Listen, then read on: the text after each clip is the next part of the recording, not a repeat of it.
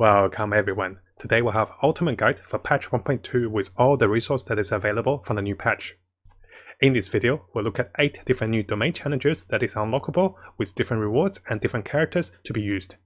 We'll also be looking at the locations for over 80 Crimson Agates, which can give us over 1,600 adventure experience, and also the locations for all of those Starsilvers, which is required for the questing and also for crafting the warm bottle and also the new craftable weapons. We'll be looking at some of the very detailed guides that is available from the community and also pathings for looting different items. We'll have a look at how to unlock special domains with 3 of the rare boxes and how to find those. We'll have a look at some of the hidden secret achievements in patch 1.2, which we can get from dying to a particular monster. We'll also have a look at the locations for all of the artifact folders, which doesn't require any reason. We can run for those for more artifact experience. There's also artifact pathing, different artifact guides, where to loot those. We'll also have a look at all the new items and new recipes that is added to the shop, the bird eggs, the recipes, and lot good things, and more fish to found. And finally, we'll have a look at all 8 of the stone tablet locations, which is used to solve one of the puzzles to allow us to obtain a treasure chest which contains the 4-star claymore recipe, and this will allow us to craft the claymore. Now when patch 1.2 came out, most of us would have dived into the snow region over here, you can see on my tags.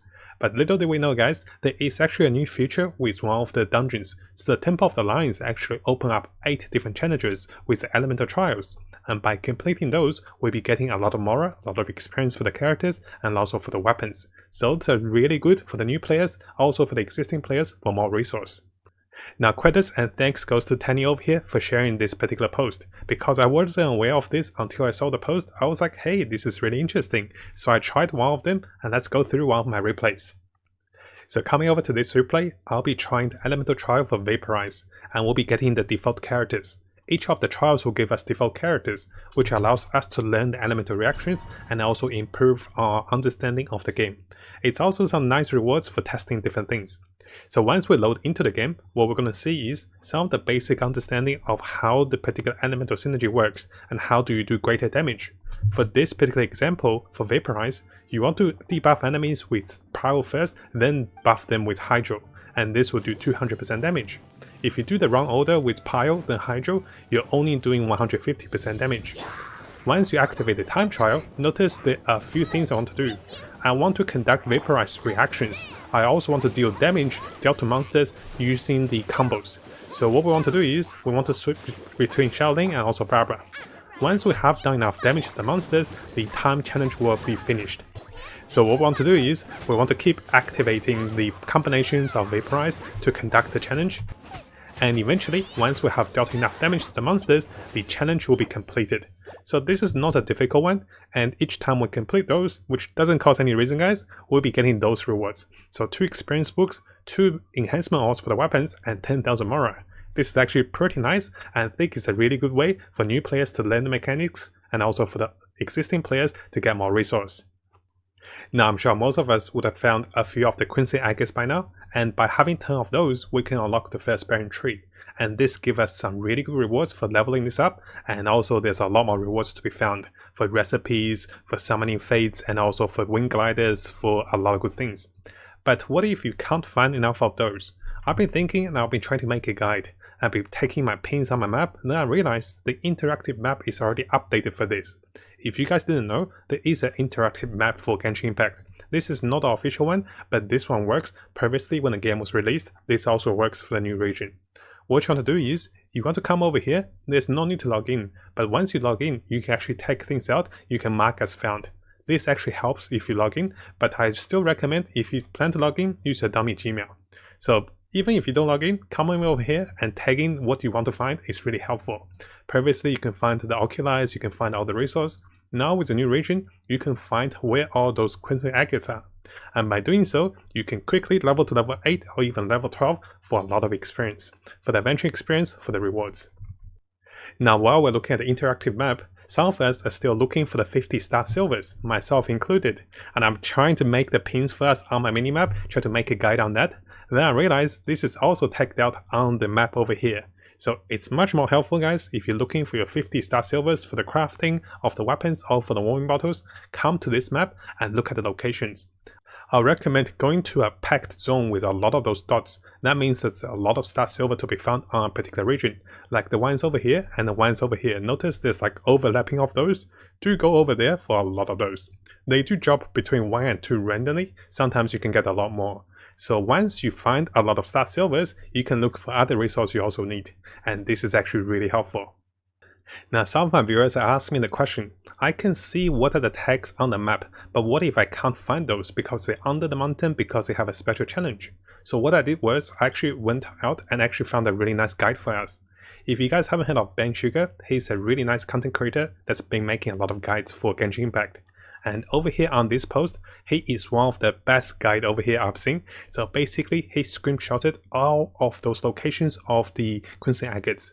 If you're missing one, if you can't find on the map, you can use his guides to look at the screenshots of the locations of the particular challenges to how to get those. So he went the extra miles. Not only did he show the location of the Crimson Agates, he also showed you the screenshots of those. He also mapped them out with a pathing, different numbering, and also with the different screenshots. So over here he shows you which number plate to click, which challenge to do, how to get all of the Crimson Agates, and those are really helpful.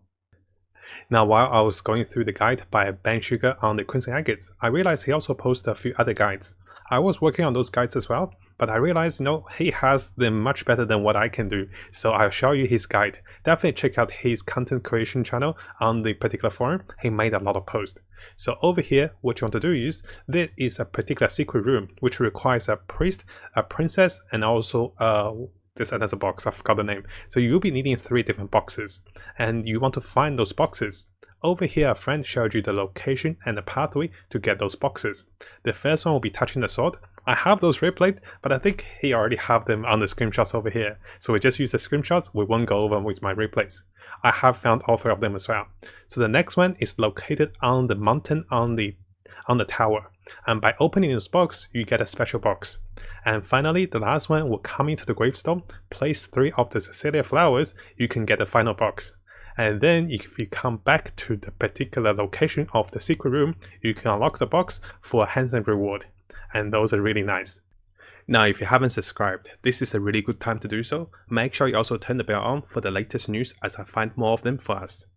You can see that we're really dedicated for Genshin Impact. We'll have builds, guides, tips, news, and events updates for everything that's Genshin Impact related.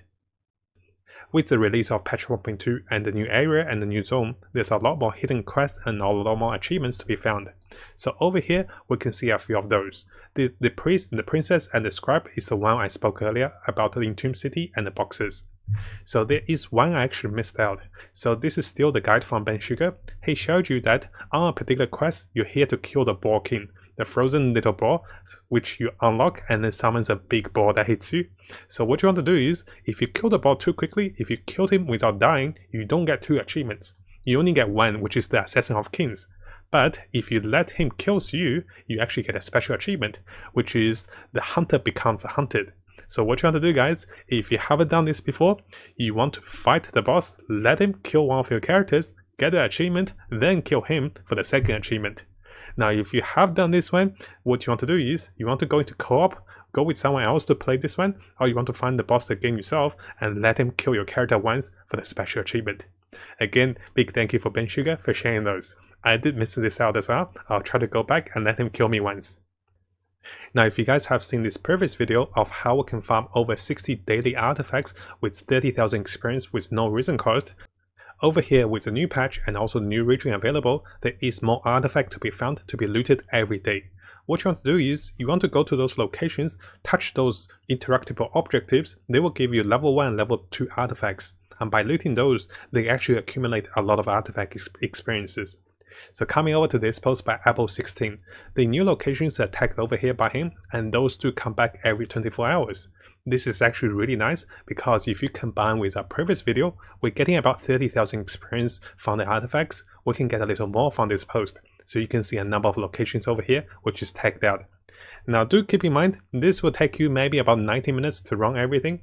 If you don't have the spare time, don't force yourself and don't stress yourself for this. This is only for the players who have a little more spare time, who want to maybe collect everything every day. And if you short on artifact experience, if you don't have the reason, this may be a really good method. So you can see all the tags over here.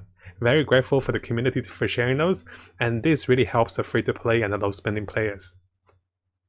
Now, we spoke earlier about new recipes and new food added to different shops across the land. So from this post by Moonblasted, we can see all the additions in the shops with patch 1.2. We can see there are new recipes, there's new items for different NPCs across the land. There's some in Mondstadt, some in the Ring Harbor, and there's also fried eggs to be brought with Darth. He's the one that was frozen with the ball with the Shaolin quest. So you can see over here what are the things you're looking for, and people are saying, oh, Boo Boo Pharmacy now sells Valor Grass. Oh, hooray! So you can also see the quality increase of the fish. Those are really nice summaries, and I'm really thankful for people for sharing for those, because a lot of us were not aware there are new recipes, there's new food items to be purchased. And this can be really helpful if you're into cooking, if you're into making special recipes, and also food items to buff yourself for the new zone. Now coming over to this post by Aureo over here about the 8 ancient stone tablets locations.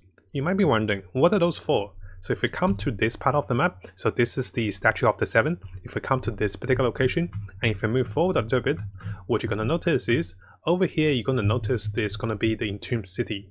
And as we come over here, what you're going to see is there's going to be a puzzle to be solved. Notice there's a lot of those things activated.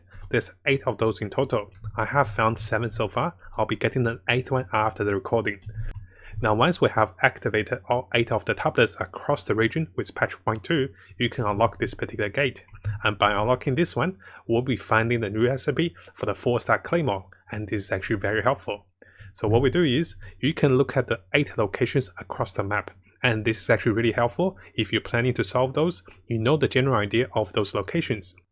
We can see the locations over here from the star signs, so you can see where those stars are located. Now what if you have trouble in finding those and you can't solve those puzzles? So what I did was, I went out and also I researched for a video guide for this as well. I was going to make one, then I realized if someone's doing this properly, I might as well recommend them, and also, credits to them for sharing this one.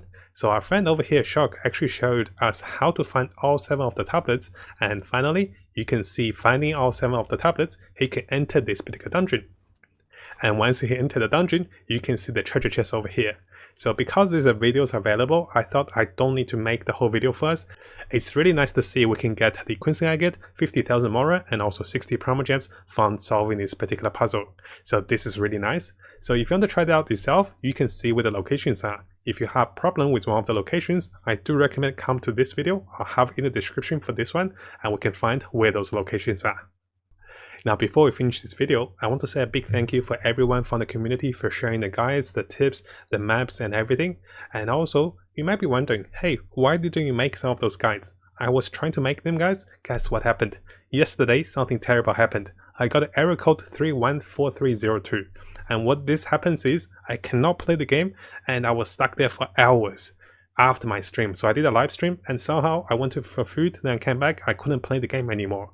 And because of that, I have to reinstall my whole game, download everything, and reinstall the game again. So it took hours and I was super exhausted. A lot of things went wrong last night and I couldn't do enough for us to make more videos.